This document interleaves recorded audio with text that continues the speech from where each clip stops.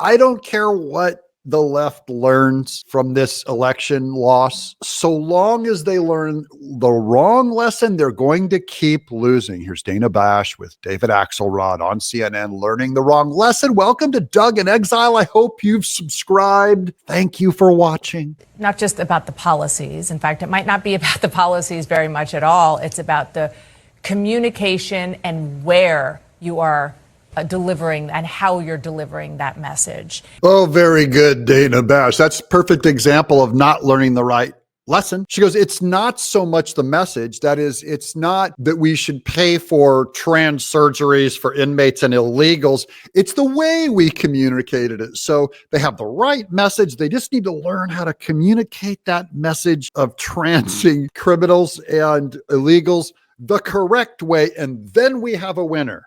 A good example of never learning the right lesson. What you're seeing here is a Democratic Party that has been out of touch.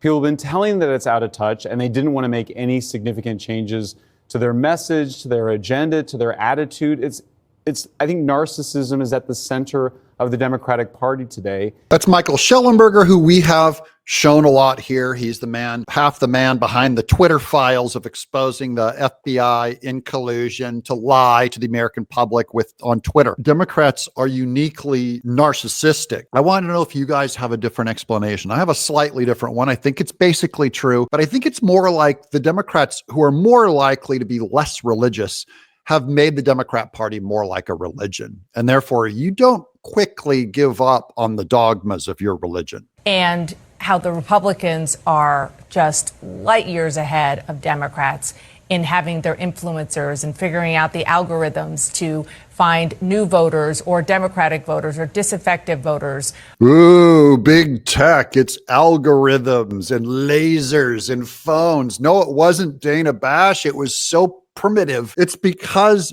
Aaron Pressler and Elon Musk went into Pennsylvania, not with an algorithm, not with a cell phone. They registered the Amish. They went and talked to the people that don't even use electricity and drove them to the polls. That's not high tech. Nothing older than campaigning on pocketbook issues. If you're a Republican, going in and saying, how well did you do 4 years ago? How's money looking?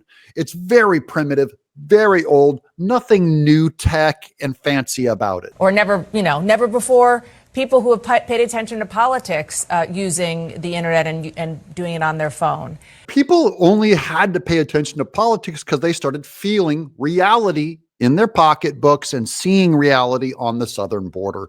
That suddenly inspires uninterested voters, non-political people who showed up in greater numbers than even I predicted. I had no idea how poorly the Democrats did and how much they inspired people because of their loser, terrible anti-human policies. And as long as they maintain that posture, they're going to keep losing elections. Hopefully they never learn, and so never adjust what's wrong with them. They're just going to try and lie to you all the harder next time. It's purposefully ignorant to say it's misogyny when Hispanic communities on the border voted overwhelmingly for Trump because of the open border. It's like they don't want to know the truth. By the way, most of us don't want to know the truth. Most of us, directly after we have a crushing loss, we blame people and say, well, it's because you're immoral, and you're immoral is why we lost. That's human nature, guys. The left is only doing it right now. I don't believe they'll be doing it forever. That's all could change if they ever learn. Well, this is very interesting. So there's a lot of research over the decades that has said that there's right-wing authoritarianism. The academics have denied that there's left-wing authoritarianism.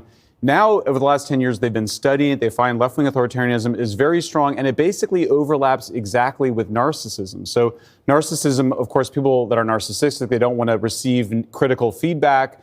The Democrats have been getting critical feedback from 2016 until on. They've chosen to reject it rather than to absorb it. People don't quickly reject their own values. This is a religion to Democrats. Now, I already have a religion. I am a servant and I love Jesus Christ. I'm not saying I'm perfect at it. I'm actually very bad at it. But I mean, I have a religion. I'm not trying to turn politics into my religion. I'm trying to get my politics to match my religion, but I can see the difference between politics and religion. Religion is an absolute. It's everywhere. It's totally saturated. Politics is kind of just something dumb that the state does. The Democrats have made politics their religion. They've taken a secondary thing and put it on the throne in place of God. By the way, that matches also with stats of the less religious someone is, the more likely they are to put their politics on that throne. I think that's why I'm saying this is a party that has not wanted to course correct, has wanted to insist ever more strongly that they're the moral party, the other side of the bad guys. That's why they're not, Democrats are saying we want to learn from the lessons of the past, but they're not showing it with their attitudes. I mean, you just saw some right there. So they have to fix themselves before they can fix everything else. It's almost like someone wrote a book about this. What was it? Get It Together? He's trying to quote an actual book. I'll tell you another book that was written on the subject of fix yourself before the other person. The Bible. Work on yourself. Remove the plank from your own eye before you remove the speck of dust in the other person. Jesse Waters, read the Bible. So you don't see them grappling with this rationally. You can see them just denying until the next election. Well, and I'll give you an example of it. I mean, so I was a neutral in the election. I didn't take a position on the president. I didn't vote. But I felt an enormous sense of relief on the day after the election. And I was trying to figure out what it was about. My colleagues had felt it. Michael Schellenberger, don't tell me that you didn't vote. He didn't vote. He was about to get thrown in prison for his free speech. He was going to lose his job, was at stake. And you didn't have the morality to vote. I will try to withhold judgment on you. It's because all of us that had been punished, ostracized, stigmatized, demonized by the left, that like we were living in a state of fear. I mean, it was we'd lost so many friends and colleagues because there was this widening totalitarian menace that was just creating more and more enemies, more and more victims. Yeah, the totalitarian left. They really blew this. They overplayed a weak hand. Little did I know. I didn't think that the people noticed it that much because social media wouldn't report on it because they're so biased, and they brainwashed everyone into thinking, no, people don't notice it. People don't care about the censorship and the totalitarian. No, the people noticed it. They came out and voted for Trump. There. I mean, that's how it ultimately ends up becoming. The left becomes smaller and smaller and smaller until it represents a political minority. So that's a great point. So they have shrunk as a party, and you look at it demographically and just in terms of raw political power. If you don't agree with them 100%, you're out.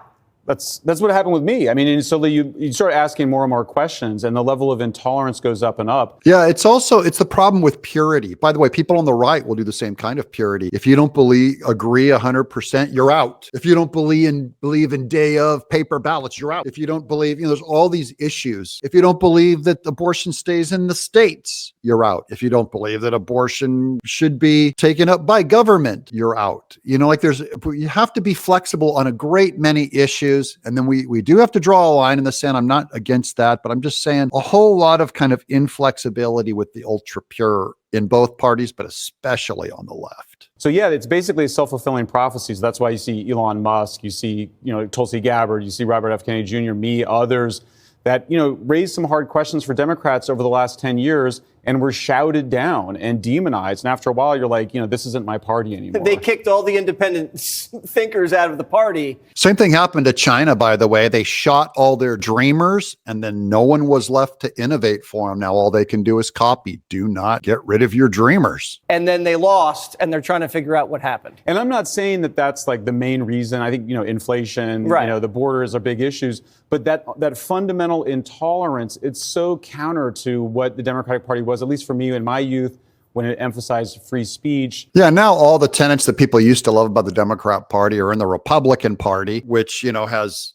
different problems of its own, but we'll take a small victory lap for now. Free and open debate. It's become a party that has made its politics a religion, and it has all the intolerance associated with it. Religions don't have to be intolerant, but an intolerant religion is intolerant. The most conservative of conservative Christianities is more tolerant than the allegedly tolerant left. I'm Doug in Exile.